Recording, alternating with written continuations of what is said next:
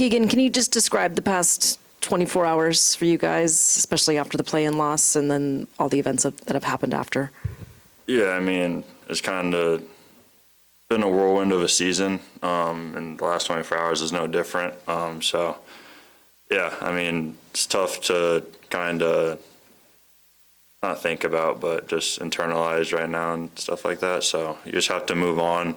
And obviously, I'm glad Mike took a chance on me when he drafted me. So,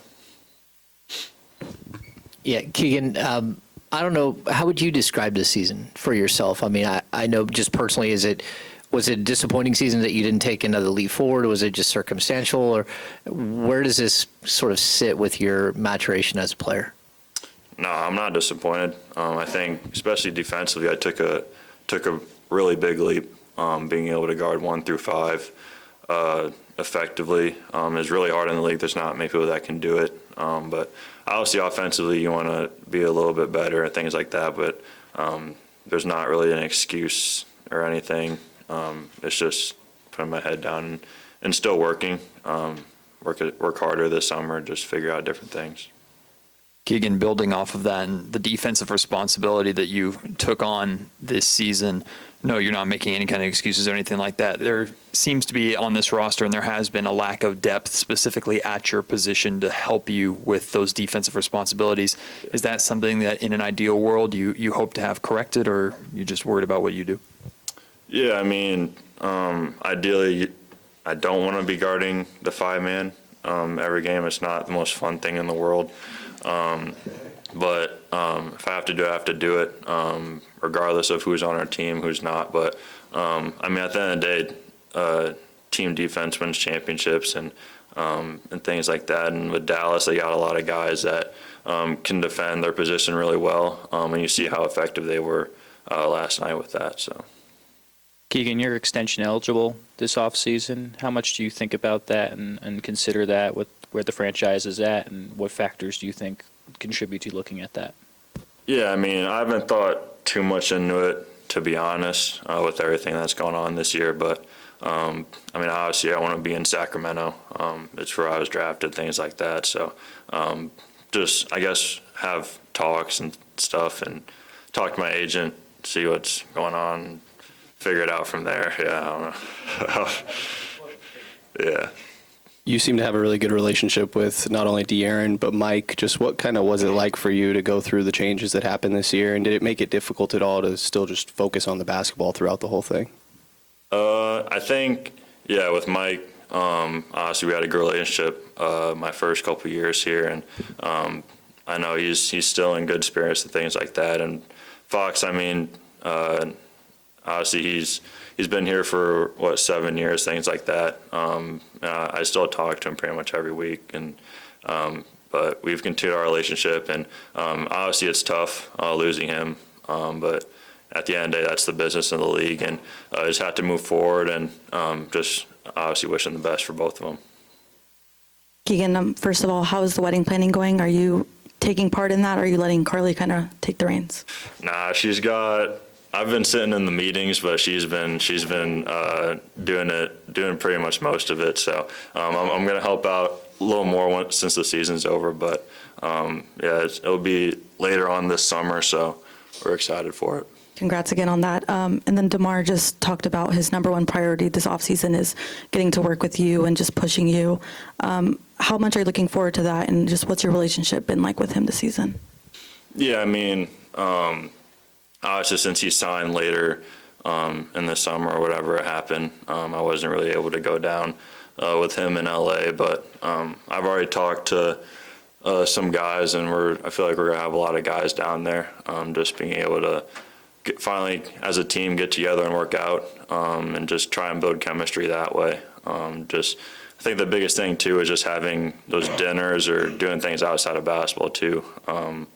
Then on the court, everything just seems seamless. But I mean, he's been in the league for a while, and whatever I can do to learn from him, especially offensively, will just help me with more dimensions in my game. So, Keegan, two things. One, do you feel like you have a position where you feel most comfortable and natural? Would it be the 3, the 4?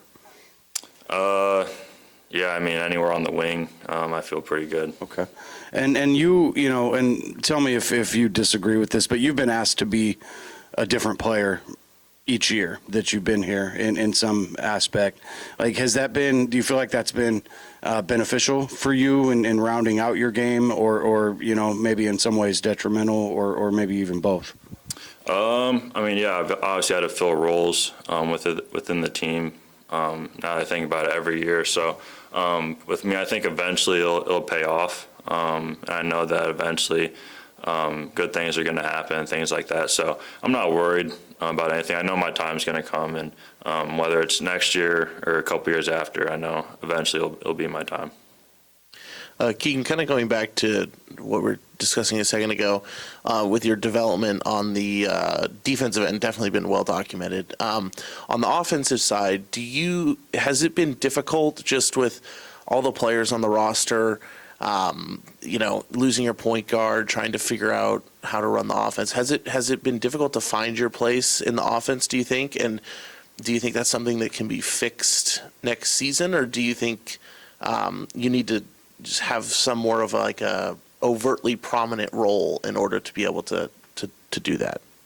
No, I think in a way it's been difficult just because, especially my first years, we're just so used to the DHO game, the split action, and just all guys kind of moving at the same time, and you never know who's going to get the shot. So, but yeah, I guess a little bit it's been difficult, but at the end of the day, it is who we have on our roster, and we have to make it work if we want to have success. So.